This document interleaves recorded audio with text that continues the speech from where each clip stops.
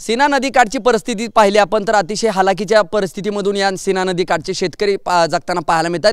शेतकऱ्यांबरोबर अनेकांचे संसार उघड्यावर आलेत। तर दुसरीकडे आपण जर पाहिलं तर ज्या शाळेमध्ये या गावातले विद्यार्थी शिकतायत सीना नदीकाठचे त्या दारफळ शाळेची अवस्था जर पाहिली आपण तर या मोठा या शाळेला आदर्श शाळा म्हणून गणलं जातं। नवभारत विद्यालयाची आपण जर परिस्थिती पाहिली तर ही शाळा जी आहे ती पूर्णपणे पाण्याखाली गेल्याचं चित्र आपण एकत्रित पाहायला मिळते। ज्या पद्धतीनं जवळपास 7 ते 10 फुटापर्यंत पाणी जे आहे ते या शाळेला गेल्यामुळे शाळा देखील जे आहे ते बंद स्थितीत आहेत। या शाळेतले विद्यार्थी देखील आता कोणतर शिक्षणापासून 10 ते 12 दिवसापासून कोसो दूर राहिलेत। आपल्या समेत शाळेची स्टाफ आहे। सर काय सांगाल किती दिवसापासून शाळा बंद आहे आणि या पुराचा आणि शाळेचा एकंदरीत काय फटका आहे? एकंदरीत फटका असं म्हणलं तर 19 तारखेपासून शाळा बंद आहे। 21-22ला तर याच्यापेक्षा जास्त पाणी आलेलं होतं।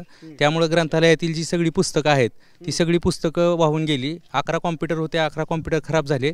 जवळजवळ आमचा आरो फिल्टरचा जो प्लॅन्ट होता जवळजवळ 1000 विद्यार्थ्यांच्या दृष्टीनं तो तयार केलेला तो पूर्णपणे पाण्याखाली गेला। त्यामुळे विद्यार्थ्यांना आता शाळा जरी चालू करायची म्हणलं तर पाणी कुठनं द्यायचं हा आमच्या पुढे मोठा प्रश्न आहे। तसंच वर्गातील बेंच खराब झाले, दरवाजे खराब झालेत, पत्रे खराब झालेत। एकंदरीत शाळेचं लाखो रुपयाचं नुकसान झालेलं आहे ह्या पुरामुळं। आणि ह्या पुरामुळं आता विद्यार्थ्यांच्या मनामध्ये पुन्हा भीतीचं वातावरण थोडंसं निर्माण झालेलं आहे की पुन्हा पूर कधी येतो का आणि आम्हाला काय अडचण येते का। त्यामुळे आम्ही आता विद्यार्थ्यांना थोडंसं दिवस शाळेला सुट्टी दिलेली आहे आणि जोपर्यंत हे पुराचं वातावरण व्यवस्थित होत नाही तोपर्यंत आम्ही सुट्टी देण्याचा निर्णय घेतलेला प्रशासनानं, स्थानिक आमची संस्था आणि शाळा व्यवस्थापन समितीनं। मध्यंतरी थोडं पाणी कमी झाल्यावर आम्ही सगळे वर्ग स्वच्छ पण केलेले होते, परंतु पुन्हा आणखीन एकदा पूर येऊन आमचं जे केलेलं होतं आम्ही कष्ट त्या कष्टावर पुन्हा एकदा पुरामुळं पाणी पसरलं गेलेलं आहे। कशा पद्धतीचं नुकसान आहे आणि कसं कव्हर होणार? आमच्या शाळेच्या 11 वर्गखोल्यामध्ये 10 फूट पाणी गेलेलं आहे। त्यामध्ये जवळजवळ 200 ते 250 बेंच, लाकडी बेंच जवळजवळ 4 ते 5 दिवस पाण्याखाली आहेत। इथं आमची प्रयोगशाळा आहे, ही आदर्श प्रयोगशाळा आहे। प्रयोगशाळेचं न सांगता येण्यासारखं आर्थिक नुकसान झालेलं आहे। त्याबरोबर 7500 ग्रंथालयात पुस्तके आहेत, ती सर्व पुस्तकं पाण्याखाली गेलेली आहेत। आमचे कॉम्प्युटर संगणक कक्ष आहे इथं, तिथं आमचे 13 संगणक आहेत, त्यापैकी सगळेच्या सगळे पाण्यात गेलेले आहेत। अशी परिस्थिती कधी ओढवली होती? याच्या अगोदर कधीही पाणी शाळेच्या पटांगणात सुद्धा आलेलं नाही। ही आत्ताच ही दुसरी वेळ आहे। मग एका आठवड्यात ही 2 वेळा पाणी आलेलं आहे आणि याच्या अगोदर आम्ही 4 दिवसापूर्वी शाळा स्वच्छ करून धुवून घेतली होती आणि परत त्याच ठिकाणी तेवढंच पाणी आलेलं आहे। कशा पद्धतीने नुकसान आहे, काय नुकसान एकंदरीत झालंय आणि कशा पद्धतीने नुकसान अतिशय भरपूर झालेलं आहे।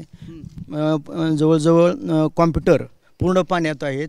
प्रयोगशाळेचे 2-3 लेअर पूर्णपणे पाण्यात, पूर्ण ॲसिड, त्यानंतर जे हे आहेत छोटे छोटे प्रयोगशाळेचे जे साहित्य आहे ते मॉडेल वगैरे सगळं पूर्णपणे पाण्यात आहे। बघू वाटत नाही। मी तिथं सेवा करतो, अतिशय वाईट कंडिशन झाली। असं परमेश्वरानं परत कधीच कुणावर संकट येऊ नये। ही तर शाळा आहे, आमचं चरितार्थचं साधन आहे, आम्ही यातून उभा राहणं शक्य नाही। पण देव कुणी ना कुणी थोडी तरी शासन दरबारी आम्ही हात जोडून विनंती करतो की ही शाळा उभा राहण्यासाठी गरजेचं आहे। 440 विद्यार्थी संख्या आमच्या शाळेची आहे आणि त्या विद्यार्थ्यांना पाणी पुरवठा करणारे हे जे आरो प्लांट आहे तो आरो प्लांट देखील या ठिकाणी या पाण्यामध्ये गेला, त्याच्यावरती पत्रे देखील या ठिकाणी पडलेले आहेत। आणि या विद्यार्थ्यांना आता या शाळेमध्ये यावं की नको अगदी खूप उत्सुकता या ठिकाणी आहेत। आणि गेल्या 2 दिवसापूर्वी आम्ही सर्व शिक्षकांनी हे सगळं काही स्वच्छ केलेलं होतं, पण पुन्हा एकदा निसर्गाच्या या प्रकोपामुळं आमची शाळा पुन्हा एकदा याच्यामध्ये पाण्यामध्ये गेल्यामुळं विद्यार्थी नाराज झालेले आहेत। त्यांना खूप उत्सुकता आहे आणि सुलतानपूरसारख्या गावातले की जे संपूर्ण गाव पाण्याखाली गेले आहेत तिथल्या विद्यार्थ्यांचं शैक्षणिक साहित्याचं देखील पूर्णपणे नुकसान या ठिकाणी झालेलं आहे। कशा पद्धतीची ही हानी आहे शाळेची आणि कशा पद्धतीनं जे आहे ते ओढवली गेली आणि आता काय केले जाणार आहे? आता या परिस्थितीमध्ये शाळा भरवणं तर कठीणच आहे आणि हानी तर शाळेची प्रचंड झालेली आहे।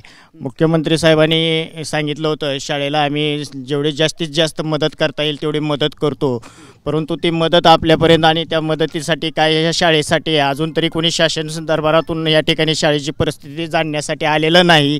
कारण त्याचं पंचनामा करणं गरजेचं आहे तातडीनं आणि शाळा भरविणं बी तेवढं महत्त्वाचं आहे। आपण जर पाहिलं असेल तर शाळेचं मोठ्या प्रमाणात नुकसान झालंय। ज्या पद्धतीने आपण जर पाहिलं तर बेंचेस असतील, कॉम्प्युटर असतील, प्रयोगशाळेचं अतोनात नुकसान या शाळेचं झालं। एकीकडे या शाळेला मोठा आदर्श असताना दुसरीकडे 10 ते 12 दिवसापासून ही शाळा बंद आहे। कुठेतरी या शाळेतल्या विद्यार्थ्यांना देखील जी आहे ती शाळेची ओढ लागलेली आहे। मात्र आपण जर परिस्थिती पाहिली तर पूर्णपणे शाळेला जो आहे तो पाण्याचा वेढा या ठिकाणी उद्भवल्याचं चित्र पाहायला मिळतं। त्यामुळे त्या काळामध्ये शासन दरबारी असेल, शिक्षण विभागानं देखील या शाळेला तितक्याच तत्परतेने मदतीचा हात देणं गरजेचं आहे, तरच या गावातील शाळेतल्या गावातील विद्यार्थ्यांना नानार्जनाचं काम जे आहे ते शिक्षक करू शकतील। माझे सहकारी कॅमेरा पर्सन नागनाथ शिंदेसह मी संदीप शिंदे, TV9 मराठी, दारफळ, माढा, सोलापूर।